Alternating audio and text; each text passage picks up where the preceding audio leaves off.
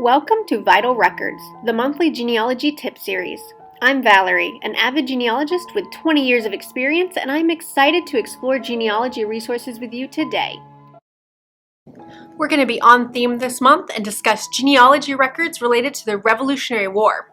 For those with deep roots in the United States, have you traced your ancestors back to the 1700s? Have you ever found an ancestor who fought for independence? Or perhaps one who fought for the British? Hopefully today's video will help you locate resources to connect your family tree to this time period. Some of these records are free, while others require a paid subscription. Look in the description box below for links to websites and databases that I'm using today. I am going to highlight specific databases and record collections on specific websites that will help you start your research. But this list is in no way comprehensive. There is always something new to discover with genealogy research.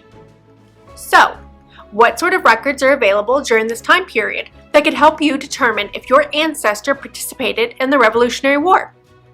There are some factors that determine what's available. These include which of the former colonies or future states your ancestor fought in or lived in, the financial stability of your ancestor, and what role they played during the war. The types of records available vary widely by location, the type of military service they performed, and various other factors. Not every record that I mention will be available in every individual situation, but that doesn't necessarily mean that your ancestor didn't serve during the American Revolution. You might just have to dig a little deeper. That said, to get started, I would suggest you start by looking at these particular records: service records, pension records, and bounty land records. As we walk through these records, I'm going to search for my ancestors, John Cash and Daniel Boatwright, as examples. First up, service records. The main sources for service records are the U.S. Revolutionary War rolls and compiled military service records. These records can help you find out if and when your ancestors served. For basic searches, you'll need to know your ancestor's name and the state that they would have served in. The U.S. Revolutionary War rolls 1775 to 1783 are the original muster rolls, payrolls, and other records kept during the war. They pertain to the Continental Army, but also include information on local militias that assisted them. These records are older and can be a little difficult to read. Make sure that you utilize any transcribed information whenever possible. Muster rolls consist of a list of names in descending order of rank. All officers and enlisted men of the company are listed as either present or absent on a specific date. Given the format of these records, the numerous names listed on one document, information about service members is very basic. These records are available through Fold3, Family Search, and Ancestry.com. The United States compiled Revolutionary War military service records are similar to the Revolutionary War rolls in content, but are a bit more accessible. They're transcriptions of original muster and payrolls, regimental returns, descriptive books, hospital rolls, and other records collected during a soldier's history, all in one file. Again, these records pertain to the Continental Army, but also include information on local militias that assisted them. Information in these records is brief, consists of an envelope or jacket containing one or more cards. The envelope includes information such as the full name, military rank, unit that they served in, dates of enlistment, period of service, and the resident at the time of enlistment. These records are available through Fold3 and Ancestry.com. Both types of these records are great in that they not only provide service information for the Revolutionary War, but can help you figure out when and where your ancestors fought. Deeper research of the military unit may help you trace your ancestors' movements throughout the war. Be cautious though. These records don't provide detailed information on the soldiers and sailors. Simply finding the name you're looking for on one of these documents doesn't guarantee that you found the correct person. You'll want to cross-check these records with other records, such as early census records, tax records, estate records, or more.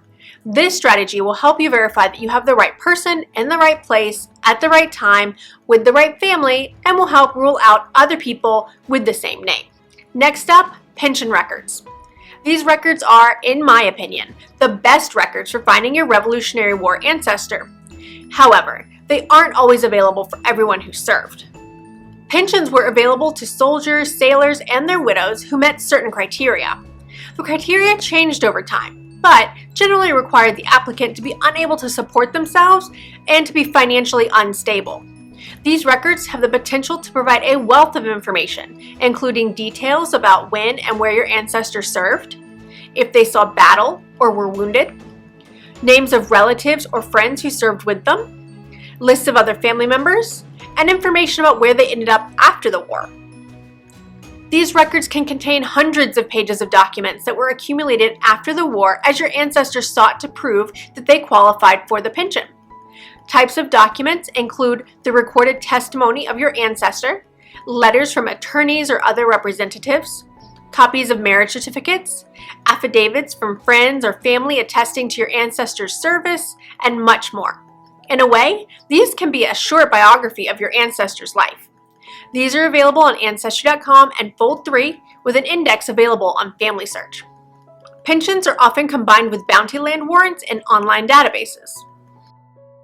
Finally, let's talk about bounty land records. Many Revolutionary War soldiers were thanked for their service through the ability to purchase land at low prices or even receive it for free. Land was distributed either at the federal level or the state level. Public land states are those whose land was distributed by the federal government. Those states include most states created on newly settled land after the Revolution, but not Tennessee, Hawaii, Kentucky, or Texas.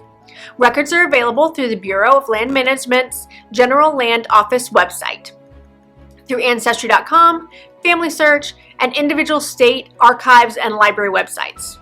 Available records include land patents, survey plats and field notes, tract books, and much more. Documents are easily searchable by location and name and include original images and abstracted information. These records often provide information not just about the land received, but also about the military service and other family members. Do be aware that these land grants were often sold and that being listed on the record does not automatically mean that they served in the Revolutionary War. Next, state land states. These are states who distributed the land within their own borders themselves. This includes all of the original 13 colonies and a few other states. These records were kept at the state level, so you'll probably need to check individual states for detailed information on how Revolutionary War soldiers might have benefited. Some records are included with pension databases, which I mentioned. I do want to highlight state land distribution method that was specific to Georgia, the Georgia Land Lottery. This was a system in which the Georgia legislature held lotteries to give away land lots to help populate newly acquired lands by white settlers. There were 8 lotteries in total, beginning in 1805 and ending in 1833. Georgia residents had to meet certain criteria to qualify for the land lotteries. Beginning with the 1820 lottery, Revolutionary War service was one of those criteria. In 1820, widows of soldiers killed in the war qualified. 1821, add orphans to that. In 1827, veterans themselves qualified for land lots, as well as the orphans and widows. And again, in 1832, veterans, orphans, and widows were qualified. Revolutionary War service was only one of many ways to qualify for a draw in the lottery, so don't just assume that because their name is on the record, that's the reason why they qualified. A transcription will provide information on the reason they qualified, making this a very easy way to prove service for those Revolutionary War soldiers who ended up in Georgia. Beyond the different types of records, there are 2 websites that I want to highlight. The first is the Daughters of the American Revolution's public website. For over a century, the DAR has been collecting historical records and compiling them into the Genealogical Records Committee Index. This includes an every name index for all of the thousands of books in their library, and an index of the names in their Bible records and in their Revolutionary War rolls and pensions records. They also have a special collection to highlight patriots of color. Each search result tells you the title of the book or document, a page number, and lists all of the other names on that page. If the record looks promising, you can use their library photocopy service to receive the records for a small fee. Another resource is the Ancestor and Descendants database. Search these databases for the names of your ancestors to see if they've been approved by the DAR. You can find out a lot of information here, including vital dates, service during the war, family members, and more. There are a lot of great genealogy resources available through the DAR. Too many to detail here, but play around and see what you can find. The second website that I want to highlight is Debbie Douay's website and her Revolutionary War Service Records.